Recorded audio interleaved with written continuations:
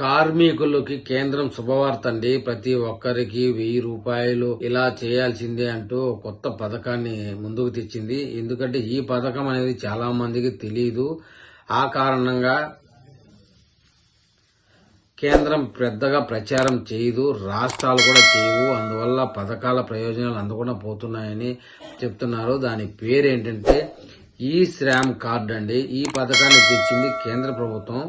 ఈ శ్రామ్ కార్డులో దాని యొక్క లాభాలేంటి, ఎలా అప్లై చేసుకోవాలనే విషయాలకు వెళ్తే, కేంద్ర ప్రభుత్వం 500కి పైగా పథకాలను అమలు చేస్తుంది. కానీ వాటిలో 10 పథకాలకు మించి చాలా మందికి తెలియవని చెప్తున్నారు. కారణం, కేంద్రం పెద్దగా ప్రచారం చేయదు. ఎందుకంటే ఆ ప్రచారం చేయాలంటే దానికి కూడా కోట్ల రూపాయలు వెచ్చించాల్సి ఉంటుంది కాబట్టి. అలాగని రాష్ట్రాలు కూడా చేయవు.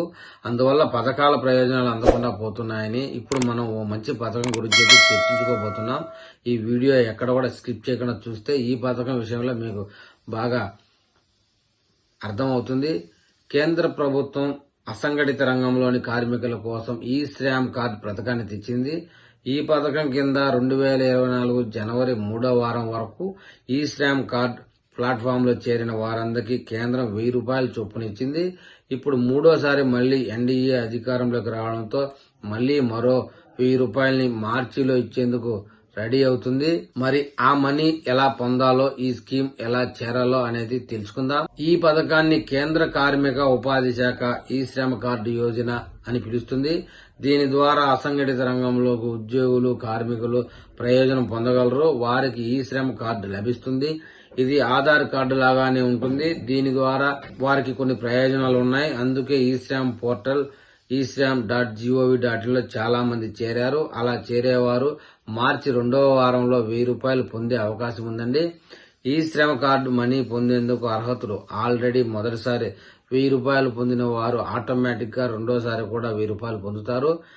లబ్ధిదారుడు వయసు 15 నుంచి 59 ఏళ్ల మధ్యలో ఉండాలి. దీనికి ఈపీఎఫ్ఓ, ఈఎస్ఐసిలో సభ్యులుగా ఉండకూడదు.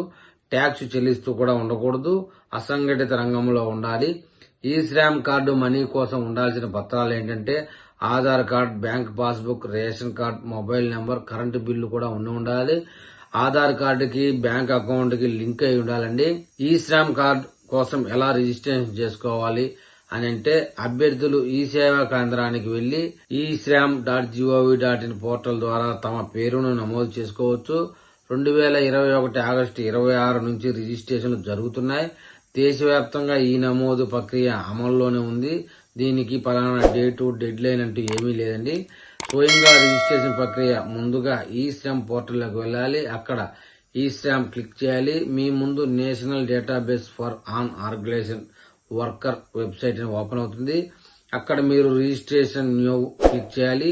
తర్వాత ఆధార్, ఈకేవైసీ వివరాలు ఇచ్చి మీ మొబైల్ నెంబర్ కి వచ్చే ఓటీపీని ఎంటర్ చేయాలి.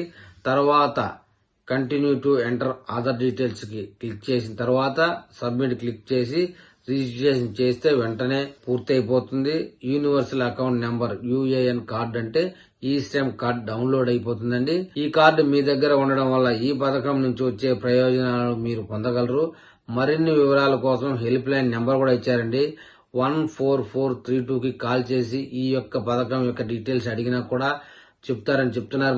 మరి వెంటనే కార్మికులు ఎవరున్నా ఈ పథకంలో చేరి కేంద్ర ప్రభుత్వం ఇచ్చేటువంటి ఆర్థిక సహాయాన్ని పొందాలని కోరుకుంటున్నానండి.